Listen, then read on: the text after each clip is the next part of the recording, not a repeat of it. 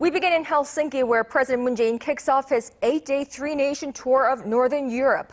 Later tonight, Seoul time, the South Korean leader will sit down with his Finnish counterpart for a bilateral summit during which the two leaders are expected to discuss ways to enhance bilateral cooperation and innovative growth in the face of the fourth industrial revolution. Also on his agenda in Finland, garnering support for his peace drive on the Korean Peninsula. Our Shin is in Helsinki. President Moon Jae-in's Northern European tour begins in Helsinki, the capital of Finland, where he's set to call for deepening the two sides' partnerships on peace as well as innovative and inclusive growth. Becoming just the second South Korean leader to be bestowed a state visit to Finland, President Moon officially begins his trip with a summit with his Finnish counterpart, Sauli Niinisto.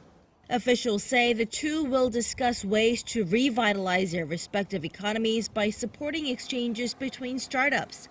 With Finland known for its advanced startup ecosystems, the two countries will also sign a memorandum of understanding aimed at expanding personal exchanges and investment support for small and mid-sized firms.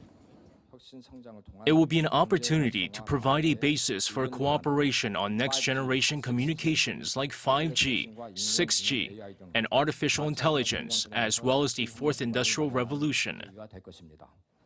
President Moon will also meet Finland's Prime Minister and other senior Finnish officials during his stay.